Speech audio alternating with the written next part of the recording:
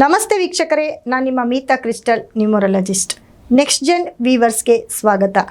ನೋಡಿ, ಸೆಪ್ಟೆಂಬರ್ ತಿಂಗಳ 14ರಿಂದ 22ನೇ ತಾರೀಕರ ವಾರ ಭವಿಷ್ಯವನ್ನು ಪ್ರತಿಯೊಂದು ರಾಶಿಗೆ ಅಂದರೆ 12 ರಾಶಿಗೆ ಯಾವ ಒಂದು ಫಲ ಮತ್ತು ಅಶುಭ ಫಲಗಳನ್ನ ಕೊಡ್ತವೆ, ಶುಭ ಫಲಗಳನ್ನ ಕೊಡ್ತವೆ, ಮತ್ತು ಗ್ರಹಗಳ ಬದಲಾವಣೆಯಿಂದ ಯಾವ ರೀತಿ ವ್ಯತ್ಯಾಸ ಆಗುತ್ತೆ ಅನ್ನೋದನ್ನು ನೋಡ್ತಾ ಬರೋಣ.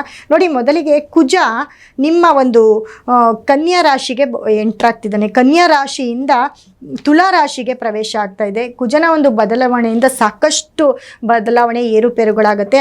ಅದೇ ರೀತಿ ಸೂರ್ಯ ಮತ್ತು ಬುಧ ಸಿಂಹ ರಾಶಿಯಿಂದ ಕನ್ಯಾ ರಾಶಿಗೆ ಪ್ರವೇಶ ಆಗ್ತಿದೆ.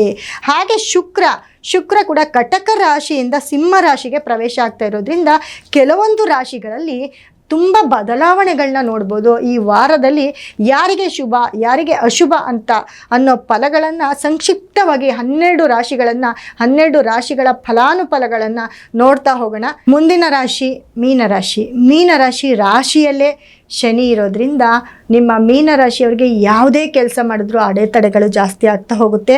ನೋಡಿ, ಎರಡನೇ ಮನೆ ಧನಸ್ಥಾನದ ಕುಜ ನಿಮಗೆ ನಿಮ್ಮ ಮನೆಯಿಂದ ನಿಮ್ಮ ರಾಶಿಯಿಂದ ಕುಜನ ಬದಲಾವಣೆ ಆಗಿರೋದ್ರಿಂದ ಕೂಡ, ಯಾಕಂದರೆ ಕುಜನ ಒಂದು ಬದಲಾವಣೆಯಿಂದ ಸಾಕಷ್ಟು ನಿಮ್ಮ ಒಂದು ವೈಯಕ್ತಿಕ ವಿಚಾರ ಆಗಿರ್ಬೋದು ಅಥವಾ ನಿಮ್ಮ ಮನೆಯಲ್ಲಿ ಆಗು ಹೋಗುಗಳಾಗಿರ್ಬೋದು, ಇವೆಲ್ಲವೂ ಕೂಡ ಸ್ವಲ್ಪ ಅಬ್ಸ್ಟ್ರಕ್ಟ್ಸಲ್ ಆಗ್ತಾ ಹೋಗುತ್ತೆ. ಕುಜನಿಂದ ನಿಮ್ಮ ಮನೆಯಲ್ಲಿ ತುಂಬ ಕುಟುಂಬದ ಸಮಸ್ಯೆ ಜಾಸ್ತಿ ಆಗ್ತಾ ಹೋಗುತ್ತೆ. ಅದರಲ್ಲೂ ನಿಮ್ಮ ಫ್ಯಾಮಿಲಿ ಒಟ್ಟು ಕುಟುಂಬ ಆಗಿದ್ದರೆ, ಒಟ್ಟು ಕುಟುಂಬದ ಆಸ್ತಿ ವಿಚಾರ ಏನಾದರೂ ಆಗಿದ್ರೆ ಖಂಡಿತವಾಗಿ ಅದರಲ್ಲಿ ನೀವು ತುಂಬ ಕಿತ್ತಾಡಬೇಕಾಗುತ್ತೆ. ಯಾಕಂದರೆ ಕುಜ 8ನೇ ಮನೆಗೆ ಬಂದಿರೋದು ನಿಮಗೆ ತುಂಬ ಡೇಂಜರ್ನ ಕೊಡ್ತಾನೆ, ತುಂಬ ನೆಗೆಟಿವ್ ಥಾಟ್ಸ್ನೇ ಕೊಡ್ತಾನೆ. ಹಾಗಾಗಿ ಸ್ವಲ್ಪ ನಿಮ್ಮ ಮನಸ್ಸನ್ನು ಕಂಟ್ರೋಲ್ ತಗೊಳ್ಳಿ.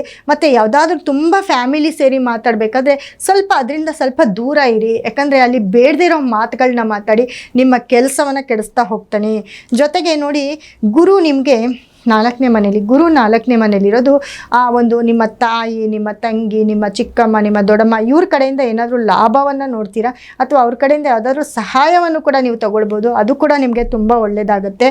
ಮತ್ತು 5ನೇ ಮನೆ ಅಧಿಪತಿ ಚಂದ್ರ, ಹಾಗೆ 6ನೇ ಮನೆಯಲ್ಲಿ ಶುಕ್ರ, 3ನೇ ಮನೆ ಅಧಿಪತಿ ಶುಕ್ರ 6ನೇ ಮನೆಗೆ ಕೇತು ಜೊತೆ ಹೋಗಿರೋದ್ರಿಂದ ಎಲ್ಲೋ ಒಂದು ಕಡೆ ನಿಮ್ಮ ಒಂದು ಹೆಲ್ತ್ ವಿಚಾರದಲ್ಲಿ ಖಂಡಿತ ಜೋಪಾನವಾಗಿರಬೇಕು ಮೀನರಾಶಿಯವರು. ಯಾಕಂದರೆ ನಿಮಗೆ ಯಾವುದೋ ಒಂದು ಹಳೆ ಕಾಯಿಲೆ ಉಟ್ಕೊಳ್ಬೋದು, ಅಥವಾ ನಿಮಗೆ ಗೊತ್ತಿಲ್ದಿರೇ ಯಾವುದೋ ಮೆಡಿಸನ್ ರಿಯಾಕ್ಷನ್ ಆಗ್ಬೋದು, ಅಥವಾ ನಿಮ್ಮಲ್ಲಿ ಯಾವುದಾದ್ರೂ ಒಂದು ಶಸ್ತ್ರಚಿಕಿತ್ಸೆ ಕೂಡ ಮಾಡ್ಕೊಳ್ಳೋವಂಥ ಒಂದು ಚಾನ್ಸು ಈ ವಾರ ಇರುತ್ತೆ. ಹಾಗಾಗಿ ನಿಮ್ಮ ದೇಹದ ಮೇಲೆ ಗಮನ ಇರಲಿ, ಅತಿ ಹೆಚ್ಚು ನಿಮ್ಮ ದೇಹವನ್ನು ನೋಡ್ಕೊಳ್ಳಿ. ಮತ್ತು ನೀವು ತಿನ್ನೋ ಫುಡ್ ಕೂಡ ತುಂಬ ನೀಟಾಗಿ ಜೋಪಾನವಾಗಿ ನೋಡ್ಕೊಳ್ಳಿ ಅಂತ ಹೇಳ್ತೀನಿ. ಜೊತೆಗೆ ನೋಡಿ, ನಿಮಗೆ 7ನೇ ಮನೆಯಲ್ಲಿ ಸೂರ್ಯ ಮತ್ತು ಬುಧ ಇರೋದ್ರಿಂದ ನೇರ ದೃಷ್ಟಿ, ಶನಿ ಮತ್ತು ಸೂರ್ಯ ನೇರ ದೃಷ್ಟಿ ಬೀಳೋದ್ರಿಂದ ಏನೇನೆಲ್ಲ ಸಮಸ್ಯೆಯನ್ನು ಎದುರಿಸಬೇಕಾಗುತ್ತೆ ಅಂತ ಆಲ್ರೆಡಿ ನಿಮಗೆ ಗೊತ್ತೇ ಇದೆ.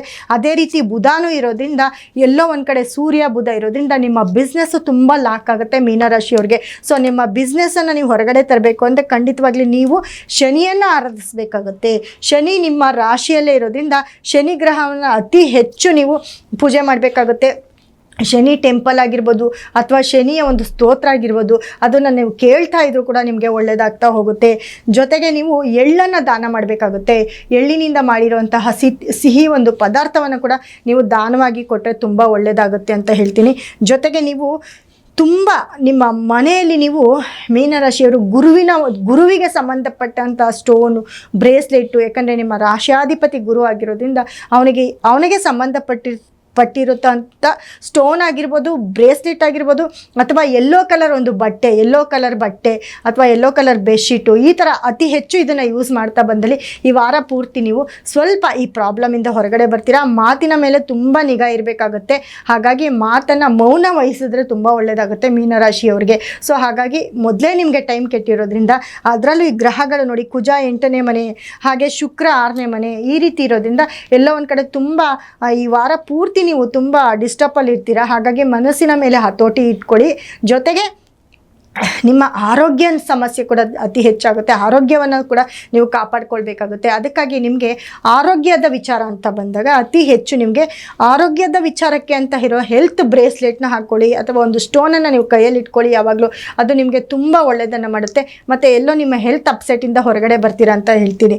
ಹಾಗಾಗಿ ಖಂಡಿತವಾಗ್ಲೂ ಮೀನರಾಶಿಯವರು ಈ ಪರಿಹಾರವನ್ನು ಮಾಡ್ಕೊಳ್ಳಿ. ಎಳ್ಳನ್ನು ಅತಿ ಹೆಚ್ಚು ದಾನ ಮಾಡಿ, ಒಳ್ಳೆಯದಾಗುತ್ತೆ ನಿಮಗೆ.